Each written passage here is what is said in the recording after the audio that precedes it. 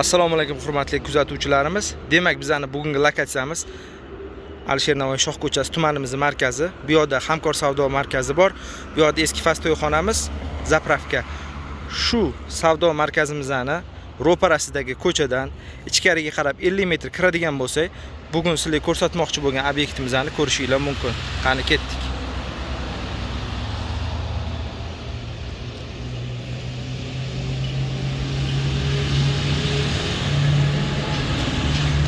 Yo'llarimiz asfalt qilingan. Sentrga ham unaqa yaqin emas, unaqa bizilib ketadi. Qachondir bosh qurilishlar tushadi deydigan gap bo'lishi mumkin emas.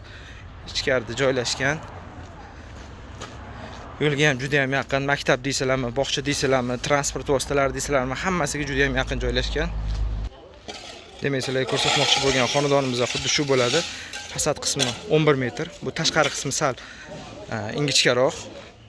Ichkariga qarab kattalashib ketgan. Ya'ni ichkariga 35 metr uzunlikda, bu yoq 11 metr, bu yoq 35 metr bor uzoqligi. Faqat shu qismgacha 10 metr tashkil qilyapti. Bu yoqda xonadon egalarining uylar qurgan bu yoqga 7 metr. Demak, bu yoqdan 17 metr bo'lib ketyapti uyi uzunligi.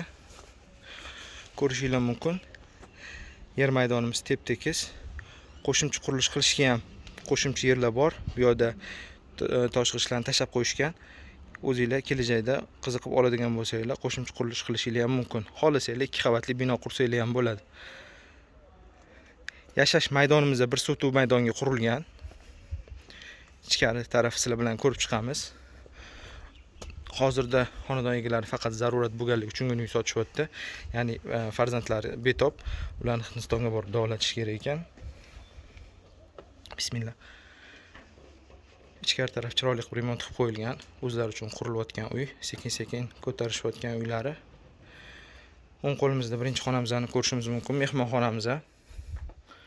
Bu yerni ham chiroyli qilib ta'mirlab qo'yishgan, tepalarni gipskarton qilib, chiroyli uchun joylar qoldirib ketilgan.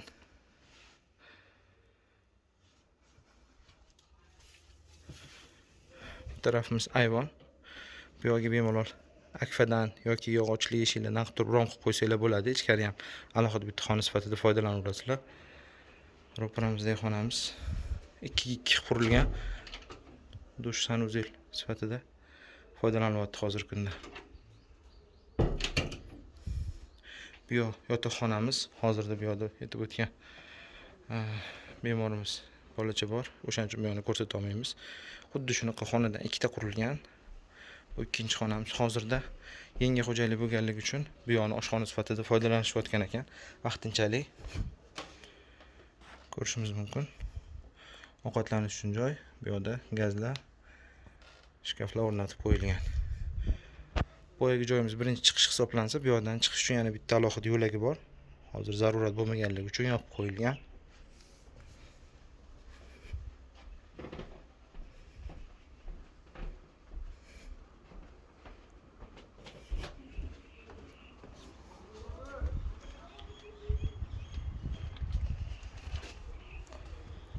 Yer maydonimizning orqa tarafi bu yoq qismi. Bu yoqda yana qo'shimcha qurilish qilishga katta maydon mavjud. Bu yoqni xohlasanglar 2 ta 3 ta xona tushirsanglar bo'ladi. Xohlasanglar oshxona, dushlarni shu yoqga chiqarib qo'yish imkoniyati ham mavjud.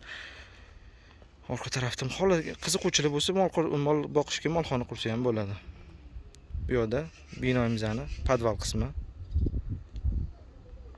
Sharoitlari zo'r, lokatsiyasi juda ham zo'r joyda joylashgan. Qiziquvchilar bo'ladigan bo'lsa, bemalol Telegram kanalimizga o'tib, uy egalarining nomerlarini olishligi mumkin. Mevali daraxtlar. 2 qavatli bino quradigan bo'lsa, juda ham zo'r proyekt chiqadi agar xohlovchilar bo'lsa. Suv, svet, gaz, barcha kommunikatsiya vositalari mavjud. Kanalizatsiya hozir bu ko'chaga kirmagan, yo'lni shunday chetidan o'tgan. Agar keyinchalik kelishib olib kiriladigan bo'lsa ham, kanalizatsiya olib kirish muammo bo'lmaydi. Hozirda xonadon egalari ushbu mulkimiz uchun 60 ming so'rashyapti. Naqd pul bilan keladigan bo'lsa, chiroyli qilib kelishtirib ham beramiz. Zarurat bo'lgani uchun sotyapmiz deb aytishyapti.